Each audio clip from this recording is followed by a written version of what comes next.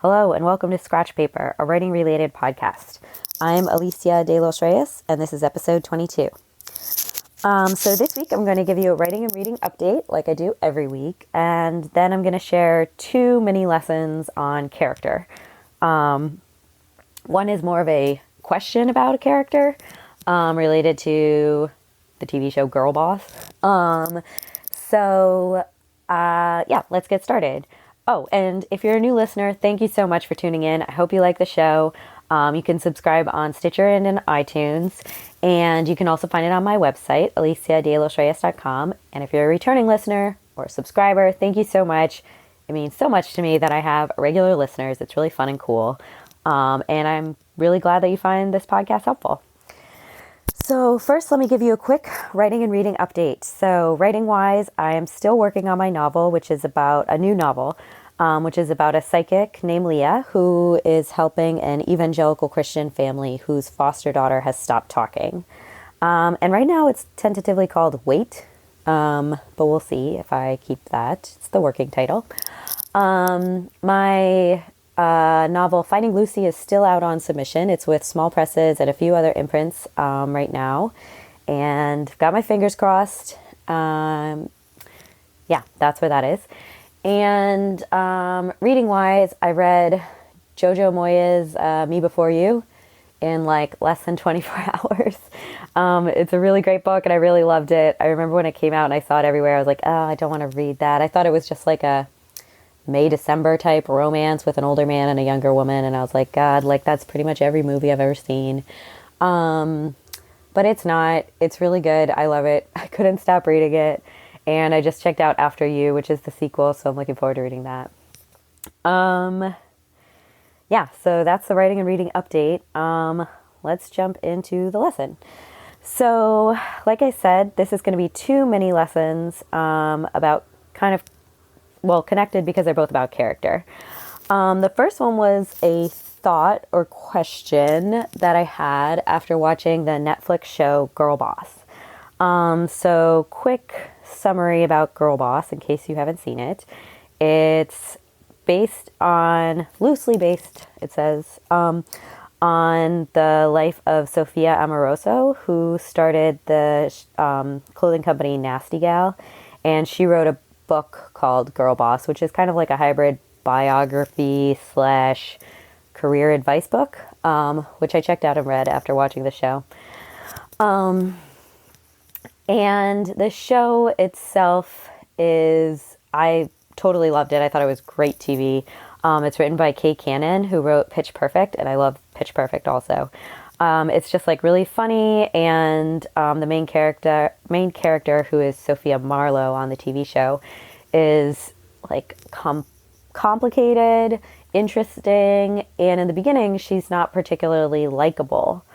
So this is what sparked the idea for today's episode. So Sophia Marlowe in the beginning of the show is extremely confident, which I think is cool and fun to watch, but she's also mean and rude. She steals stuff, and she kind of like pushes away everyone who tries to help her, like her father's trying to look out for her. She doesn't let her best friend see her cry when she gets fired. And so it made me think, why do I like this show so much when the person is so, like, obviously unlikable, like, really not, like a kind person? And I thought maybe it's because a character doesn't need to be likable, she needs to be understandable. And so throughout the show, you learn a bit more about why Sophia is the way she is. One important thing is that her mother left when she was 12 years old and has not kept in touch. And another factor is that she moved around a lot. And so it makes you kind of think that she developed this like kind of wall around her out of self-preservation. And so that makes sense. But an interesting thing, which is why I am hesitant to say this is like hard and fast, is that in real life, so in the book Girl Boss by the actual Sophia Amoroso, you find out that her mother didn't leave when she was 12. Her mother actually was very supportive of her and like even helped her in the early days of her business. Though it is true that she moved around a lot. So I was wondering if the TV show, if the writers felt like they should put in that, make up that extra part about her mother leaving because they needed to explain away some more of this attitude that we get. So I would be curious to hear of examples of people who are characters who are unlikable for no reason.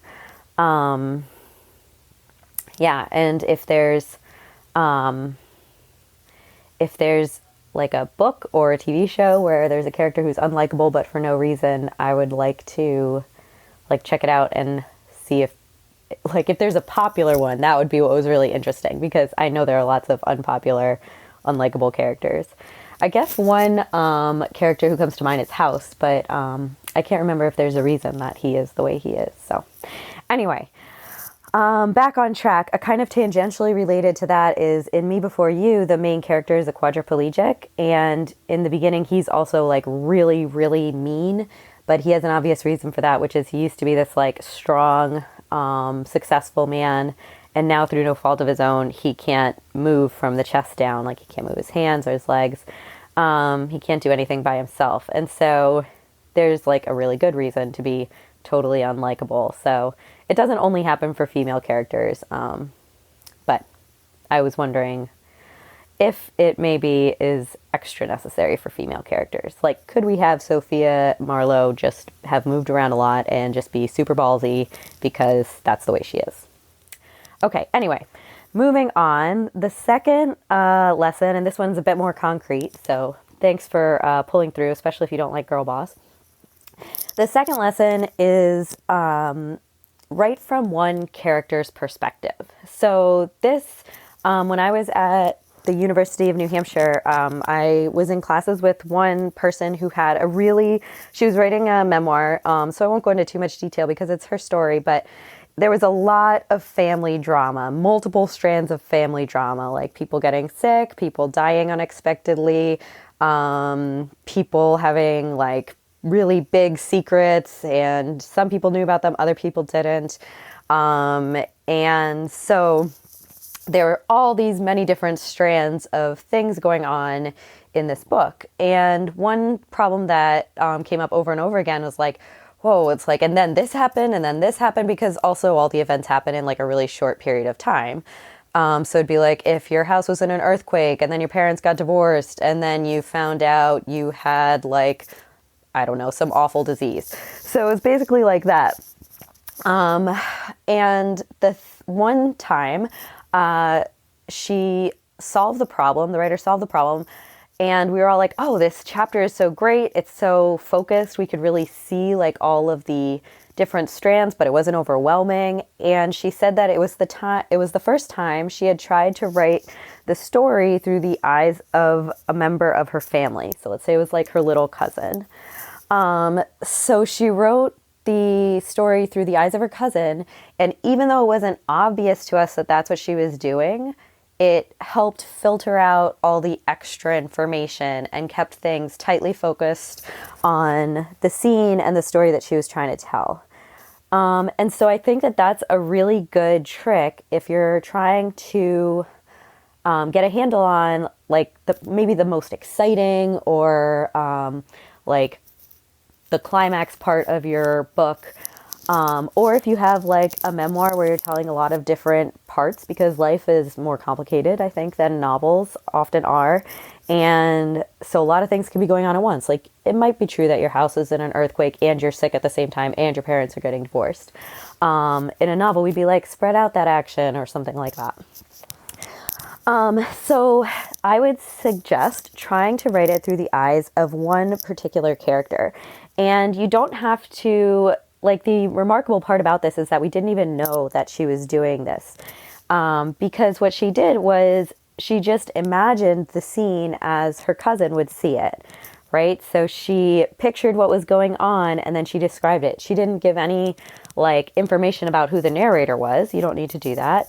She just started describing it through the eyes of one person. And so you can do that too. You can close your eyes and picture the character that you're writing, whose perspective you're writing from in a particular scene.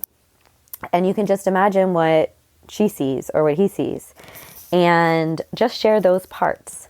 And I think this would be cool to try out too. If you're trying to figure out point of view, you could try writing the same scene from 2 different characters, or more if you don't like either of those characters.